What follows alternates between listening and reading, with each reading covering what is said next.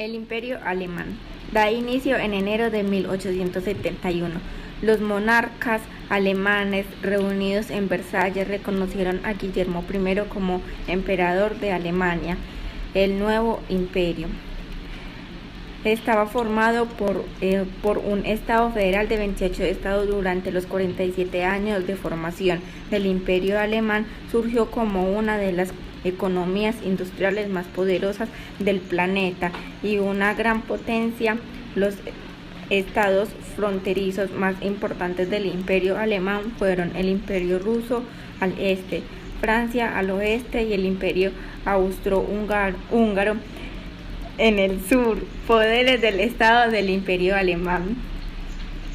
La constitución del flamante imperio centralizó el gobierno en dos poderes: el poder ejecutivo, ejercido por el emperador, se hallaba asistido por un canciller, jefe de gabinetes ministerial y suprema autoridad en la administración federal. El poder legislativo, formado por un Consejo Federal, estaba integrado por delegados de los estados, y el Reichstag, constituido por el diputado elegidos por el pueblo alemán a razón de uno por cada 100.000 habitantes. La ciudad de Berlín fue declarada capital del imperio. La industrialización alemana comenzó a desarrollarse bajo la influencia directa de los países europeos que más habían avanzado en sus respectivas revoluciones industriales. Gran Bretaña y Francia. La influencia inglesa en la industrialización alemana es muy evidente: importación de máquinas, empleo de técnicos británicos, etc. También Francia jugó un importante papel, sobre todo en la difusión hacia la Europa continental de las técnicas llegadas de Gran Bretaña.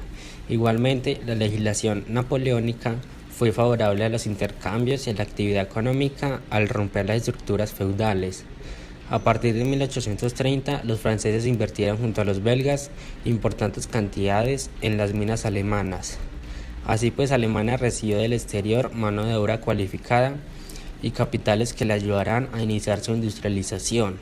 Pero este retraso frente a sus vecinos suscrito en la clase dirigente y empresarial el deseo de enfrentarse a la competencia extranjera. País bien dotado de recursos naturales, Alemania iba a convertirse en la segunda mitad del siglo XIX en el primer país industrial del continente y en un peligroso rival de Gran Bretaña. La historia económica alemana del siglo XIX está estrechamente ligada a la unificación que se llevaría a cabo bajo el impulso de Prusia. Los 39 estados alemanes no iban a unirse en el Imperio Alemán hasta 1871. Sin embargo, en 1834 se crearía la Unión Aduanera del Zollverein, que permitía la libre circulación de hombres y capitales por todos los estados alemanes. En el año 1900, Alemania era líder mundial en la industrialización. Entre 1895 y 1907, el número de trabajadores empleados en la construcción de maquinaria se duplicó de 500.000 a más de 1 millón. Alemania también fue testigo de un crecimiento demográfico sin precedentes, pasando de 35 millones de habitantes en 1850 a 67 millones en 1913. El rápido avance hacia la madurez industrial condujo a un cambio drástico en la situación económica de Alemania, de ser un importador de tecnología para ser un gran exportador de productos terminados. En 1913, Alemania llegó a dominar todos los mercados europeos y en 1914 se convirtió en uno de los 3 mayores exportadores del mundo.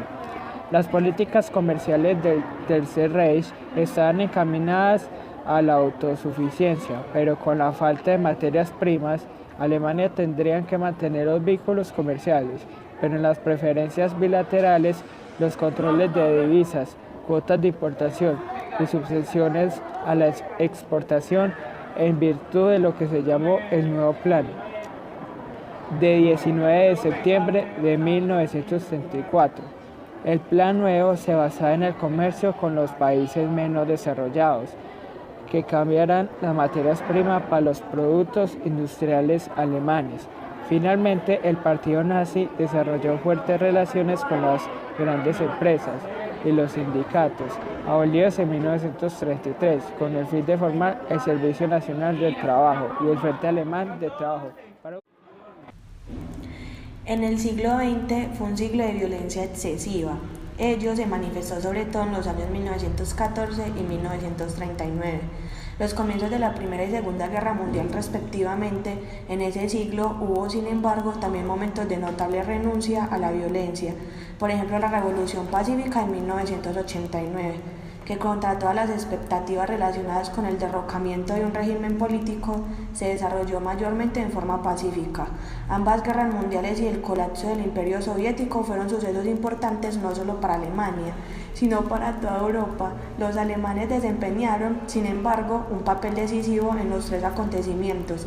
Por eso es adecuado que las tres fechas sean sobre todo años conmemorativos alemanes. Particularmente es válido para 1989, año en que, si bien los impulsos iniciales para la desintegración del Pacto de Varsovia provinieron de Polonia y Hungría, las transformaciones de la RDA como Estado frontera hicieron colapsar el pacto.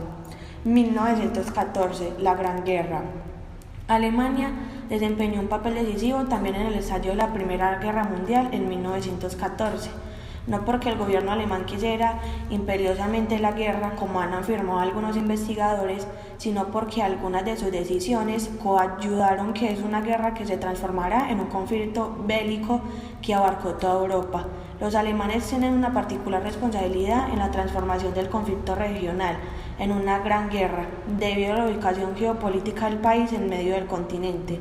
Alemania era la potencia que con su política podía unir o mantener alejados entre sí los diversos conflictos en Europa, tanto como agudos como latentes. Más que las decisiones políticas fueron los planes militares del Imperio alemán, los que en el verano de 1914 llevaron a que un conflicto regional en los Balcanes se expandiera a todo el continente. No hay por qué hablar de la culpa de Alemania en relación con el estallido de esa guerra, como se lee el anexo, el artículo 231 del Tratado de Versalles, pero sin duda recae sobre Alemania una gran responsabilidad en cuanto a las posibilidades de limitación espacial de la contienda. La Primera Guerra Mundial surgió por lo menos tres conflictos, en parte de superpuestos e interrelacionados entre sí. Eso se llevó a que la guerra no quedara limitada espacialmente ni pudiera ser finalizada con negociaciones políticas. Debido a su larga duración, orado profundamente el orden político y las estructuras sociales de Europa, destruyéndolas finalmente de adentro para afuera. Por eso es casi imposible una memoria común europea. En su lugar ha surgido simplificadamente tres grupos de memoriosos: el grupo de quienes festejan la guerra como una victoria, el grupo que recuerda con melancolía y tristeza los millones de muertos en todos los frentes, y finalmente el grupo de aquellos para quienes la guerra fue un paso decisivo hacia el renacimiento de los estados nacionales, para que consecuentemente tiene más importancia el fin de comienzo de la guerra. También esas diferencias en el recuerdo de la catástrofe primigenia del siglo XX conforman el polifacetismo europeo y no pueden ser transformadas de un plumazo en una memoria común europea.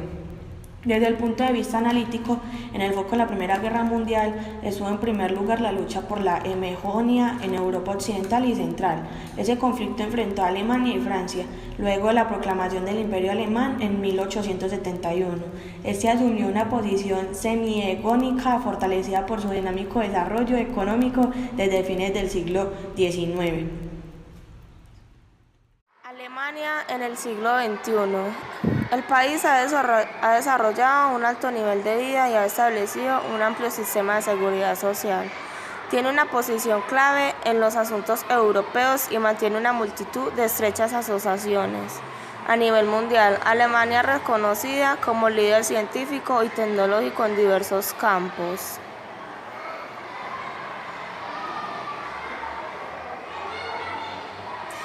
Uno de los problemas sociales de Alemania son los obreros. Se enfrentaron a Bismarck, respaldados por las fuertes conexiones internacionalistas del movimiento obrero, la conciencia del descenso de salarios reales y del índice de empleo, consecuencia de la gran crisis de 1873.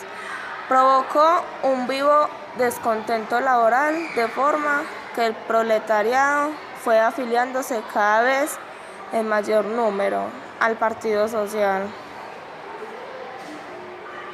Socialista y sobre todo le fueron apoyando con sus votos.